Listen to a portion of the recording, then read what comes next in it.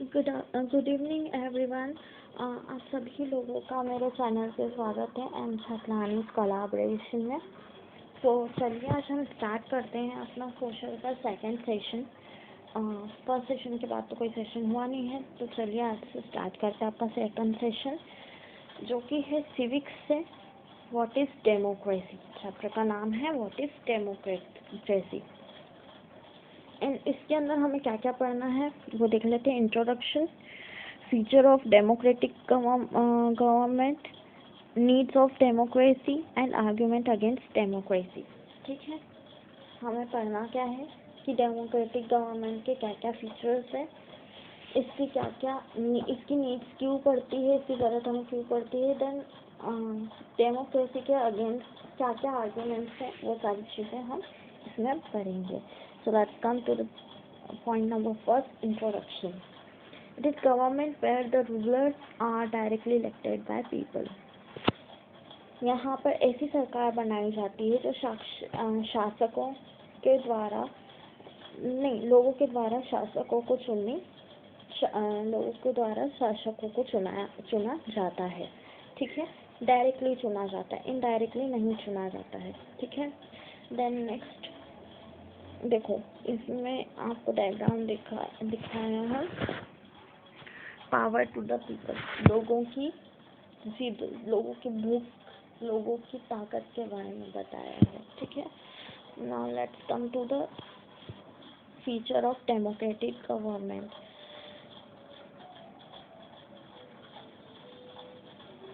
The following features, आप कुछ following सी features हैं, चलिए देखते हैं कौन कौन से। The rulers are elected by people, जो शासक होते हैं वो लोगों के द्वारा चुने जाते हैं। फ्री एंड फेयर इलेक्शन, इसमें एकदम सही और एकदम फ्री तरीके से इलेक्शंस होते हैं। अपोजिट पार्टी फंक्शन फ्रीली, इसके अंदर जो भी अपोजिट पार्टी होती है वो फ्रीली फंक्शन करती है। ठीक है, people enjoy certain fundamental rights, लोग अपने अपने मौलिक अधिकारों को बहुत ज़्यादा इंजॉय करते हैं, जो भी उनके मौलिक अधिकार हैं उनको लेकर, और उसे एक तरीके से आज़ादी की तरह मानते हैं। ठीक है, based on principle of political equality, ये सब पॉलिटिकल इक्वलिटी के सारे सिद्धांतों के ऊपर, सारे पॉलिटिकल सिद्धांतों के ऊपर ही बेस्ड होता है। ठीक है, principle of universal adult franchise and adult citizen is entitled to vote, the each vote has one value.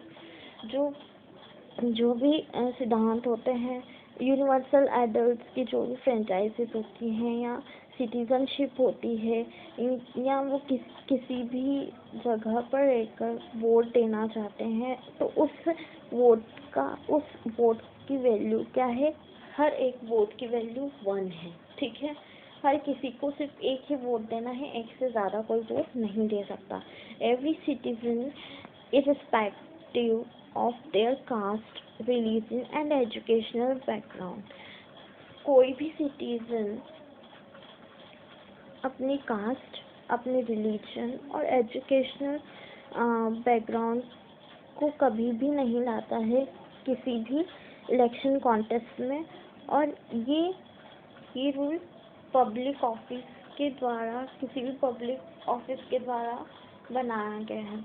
Next है the constitutional law and citizen rights set limitation, जो भी कॉन्स्टिट्यूशन के लॉज होते हैं या सिटीजन के जो राइट्स होते हैं उसके लिए एक लिमिट सेट की जाती है कि जो भी डेमोक्रेटिक गवर्नमेंट उसमें फंक्शन कर रही है उसकी हर एक लिमिट हो, वो एक हर लिमिट में क्या कर सके, अपना वर्क कर सके।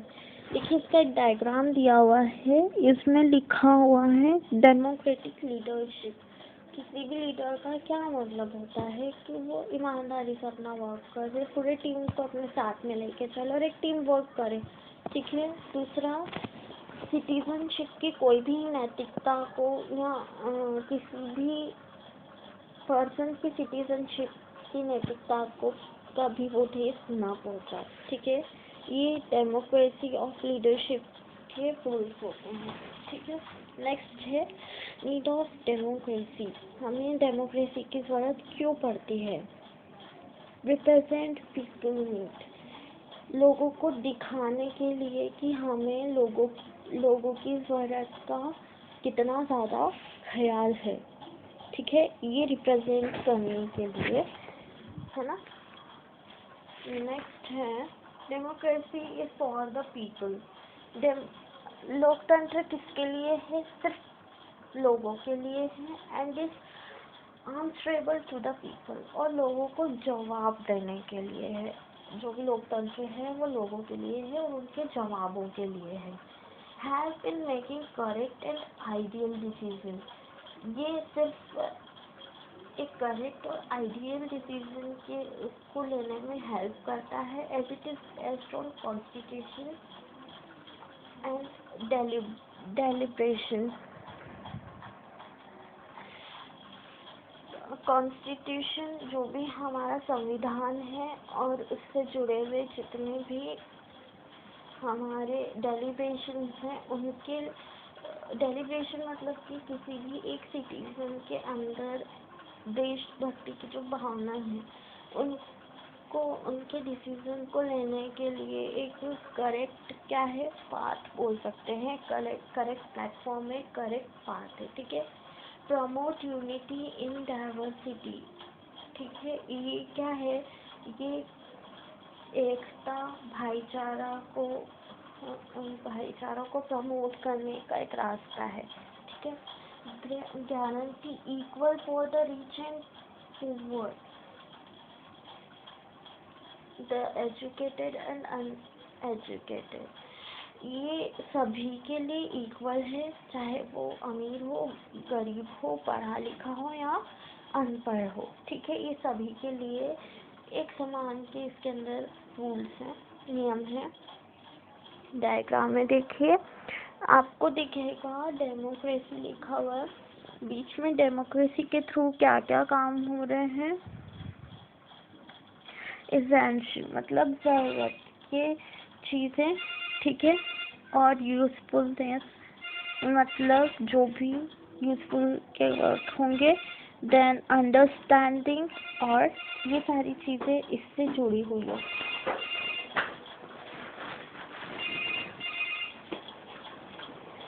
आर्ग्यूमेंट अगेंस्ट डेमोक्रेसी, डेमोक्रेसी के अगेंस्ट जो भी आर्ग्यूमेंट्स हैं उससे रिलेटेड कुछ पॉइंट्स हैं। Leads to instability and leadership charging.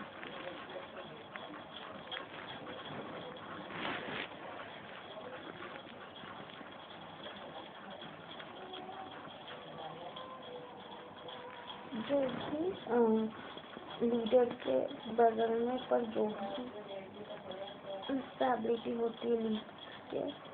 ठीक है, लीड मतलब कि जो भी लोगों की इंस्टेबिलिटीज होती हैं तो वो समय समय पे बदलती रहती है। Morality compromise because democracy is all about cards, games and political competition. Moral नैतिकता इसमें दांव पर लगाई जाती क्योंकि लोकतंत्र है। इफ ऑल आर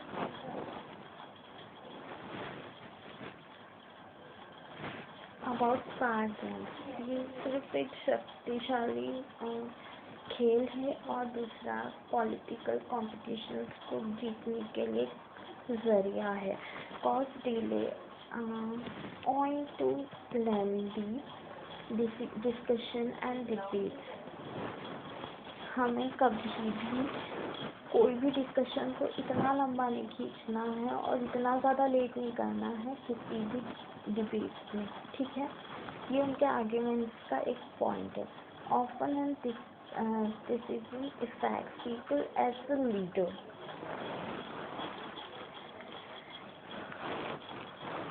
गवर्नमेंट का एक रूल है कि हर नागरिक, हर सिटीजन, हर लोग एक लीडर है।